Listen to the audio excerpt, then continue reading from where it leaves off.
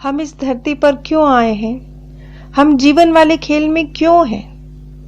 हम अगर इस धरती पर हैं, कुछ लेसन सीखने हैं, तो उन लेसन्स को सीखकर क्या होगा? अर्थ क्या है हमारे यहाँ होने का? लक्ष्य क्या है हमारा? कुछ तो वजह होगी, वो वजह क्या है? ये वो सवाल हैं जो मुझसे अनेकों बार पूछे गए और मैंने कई वीडियोस में इसको अलग अलग तरीके से एक्सप्लेन किया है और डिटेल इस बात का आंसर दिया है। लेकिन आज जो मैं आपको बताने जा रही हूँ, ये हमारे मार्गदर्शकों का, हमारे गुरुजनों का हमें दिया गया संदेश है जो बहुत महत्वपूर्ण है। इसलिए क्योंकि चाहे ये 5 लाइनें हों, चाहे ये 4 लाइनें हों, लेकिन इनमें बहुत सारा निचोड़ है। इन 4 लाइनों में बहुत कुछ हमारे लिए हमें स्पष्ट होता है, हमारे हाथ में एक निचोड़ निकल कर आता है। कम शब्दों में बहुत गहरी बात है, इसलिए हमें थोड़ा ध्यान देना होगा। जैसा कि मैंने आपको बताया कि पिछली कड़ी में कैथरीन ने एक जीवन का जिक्र किया जिसमें उसने जब वो पैदा हुई और जब उसकी मृत्यु हुई और वो किस प्रकार एक तैरती सी अवस्था में थी, उस चीज का जिक्र मैंने पिछली वीडियो में किया था। लेकिन एक जीवन की समाप्ति और दूसरा जीवन अभी धारण नहीं किया, एक बीच की अवस्था। उस अवस्था में इस समय कैथरीन है और कैथरीन कुछ बोल रही है, लेकिन वो उसके शब्द नहीं है, क्योंकि कैथरीन बहुत फुसफुसाहट की तरह है, बहुत धीरे बोलती थी। लेकिन अब जो आवाज थी वो भारी थी, ऊंची थी, एक बिना हिचकिचाहट वाली ठोस साफ आवाज थी। ऐसे लग रही थी जैसे ये आवाज कहीं दूर से आ रही है। एक बहुत कोमल, स्पष्ट और सेम टाइम भारी और ऊंची, इस तरह की एक आवाज थी। ना वो स्टाइल, ना वो शब्द, ऐसा कुछ नहीं लग रहा था कि ये कैथरीन के शब्द हैं, ये कैथरीन के बोलने का स्टाइल है। ऐसा समझ में आ रहा था कि चाहे जबान कैथरीन की यूज हो रही है, लेकिन शब्द कैथरीन के नहीं हैं, ये विचार कैथरीन के नहीं हैं, ये आवाज भी कैथरीन की नहीं है। और उस आवाज ने जो कहा उसे मैं बिल्कुल एग्जैक्टली उसी रूप में बता रही हूं। कृपया ध्यान दीजिएगा, क्योंकि चाहे ये 4 लाइनें हैं लेकिन बहुत महत्वपूर्ण है। हमारा उद्देश्य है सीखना, ज्ञान के जरिए ईश्वर जैसा बनना। हम बहुत थोड़ा जानते हैं। आप यहाँ मेरे शिक्षक के रूप में हैं। मुझे बहुत कुछ सीखना है।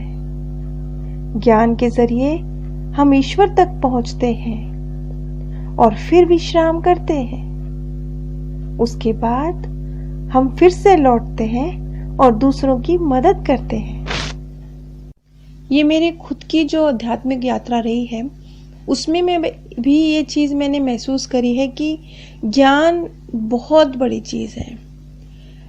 ज्ञान, अगर मैं अपनी यात्रा की बात कहूँ तो ज्ञान ने जो सुकून, जो एक आनंद मेरे मन में भरा, वो पहले नंबर पे ज्ञान, उसके बाद ध्यान की बारी आती है।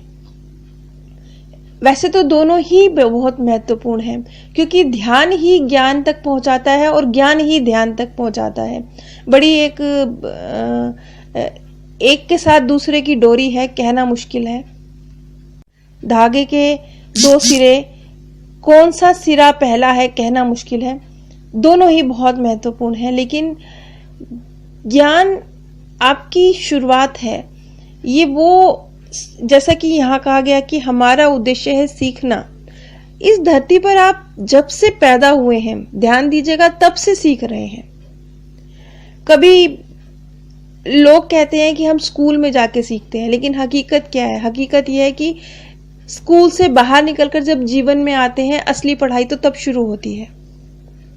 और इतने सारे लेसन जो हम भावनात्मक तौर पर सीखते हैं, जिसके जरिए हम आत्मिक उन्नति पाते हैं, इनको सीख के करना क्या है? हमें क्यों सीख रहे हैं हम? हम इसलिए सीख रहे हैं क्योंकि हमें ईश्वर के जैसा ही बनना है। अब आप देखिए ईश्वर कितनी कितनी कितनी ऊंची हस्ती की बात हो रही है। हमारा अंत में टारगेट क्या है, कहां तक पहुंचना। अब ईश्वर किस हद तक अहंकार रहित है, जो सर्वशक्तिमान है, जो सबसे पावरफुल है। आप चाहे उन्हें प्रेम से पुकारिए, उनकी जी भर के चापलूसी कीजिए, तब भी वो अपना रूप प्रत्यक्ष नहीं करेंगे।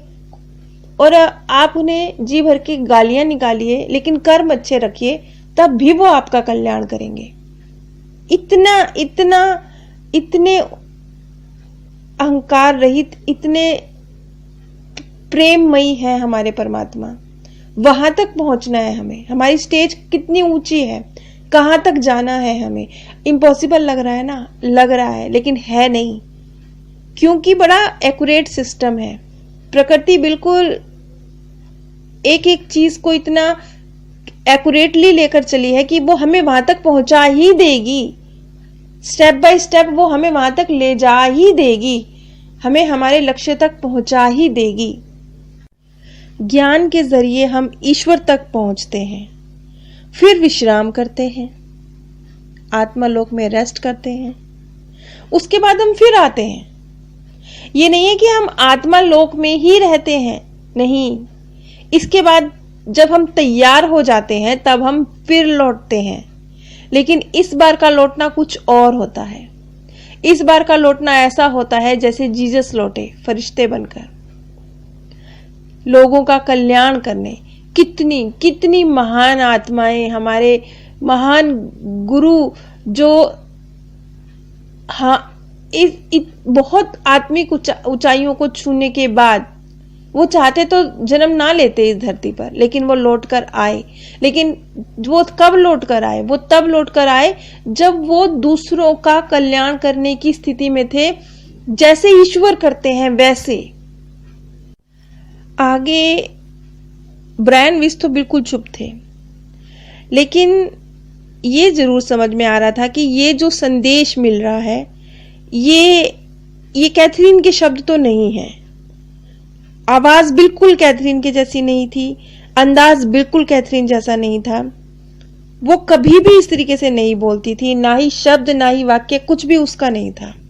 यहां तक कि जो स्वर थे वो भी उसके नहीं थे, अब बात करने की टोन भी उसकी नहीं थी, कुछ उसका नहीं था। ये डॉक्टर को बिल्कुल स्पष्ट था कि जो कुछ भी कैथरीन बोल रही है ये विचार उसके नहीं है। वो तो बस उतना ही बता रही है जितना उसे कहा जा रहा है कि बताओ। और इस सेशन के बाद कैथरीन ने जो भी बातचीत करी, उसने उस चीज को पहचाना कि ये बहुत उच्च विकसित आत्माओं के थ्रू और महान गुरुजनों के थ्रू, जो शरीर में नहीं है, जो इस धरती पर नहीं है, ये उनके थ्रू बोली, ये उनके शब्द थे, ये उसके शब्द नहीं थे। बाद में इस बात को स्वयं कैथरीन ने पहचाना। देखिए, जब प्रकृति राज खोलने पे आई तो कैसे कैसे कहां से राज खुले, कहां पुनर्जन्म पे ना विश्वास करने वाले पहला राज वो खुला, परत दर परत खुलता चला गया, नाटक का सीन दर सीन बदलता चला गया। उसके बाद अब एक और नया पहलू, एक और नया संदेश, लेकिन अब की बार वो संदेश आया आत्मालोक से, वो आया हमारे गुरुजनों का। अब एक नया आयाम सामने आ गया था। अब यहां पर एक चीज और हम क्लियर कर देंगे कि कैथरीन ने कभी भी जो लोगों के नियर डेथ एक्सपीरियंस हैं, या जो एलिजाबेथ कुमलर या रेमंड मूडी, इन लोगों ने जो रिसर्च करी है, उन सब के बारे में उसे कोई नॉलेज नहीं थी। उसने कभी इन लोगों को नहीं पढ़ा था।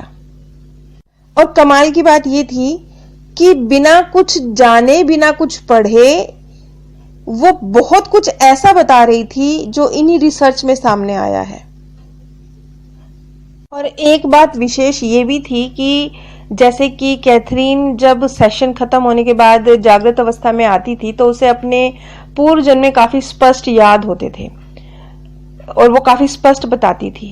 लेकिन ये जो संदेश थे वो जागृत अवस्था में आने के कुछ ही सेकंड्स बाद, कुछ ही समय बाद बिल्कुल भूल गई थी।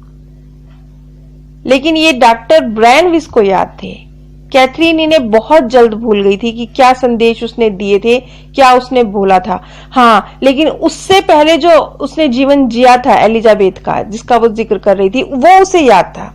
लेकिन जब उसने जंप किया था और उस जीवन को छोड़कर जब वो उसके गुरुजन उसके थ्रू बोल रहे थे, वो जो वाक्यांश थे, वो जो शब्द थे, वो उसे बहुत जल्दी, जैसे ही सेशन खत्म हुआ कुछ ही समय बाद, वो बिल्कुल भूल गई कि उसने क्या कहा था।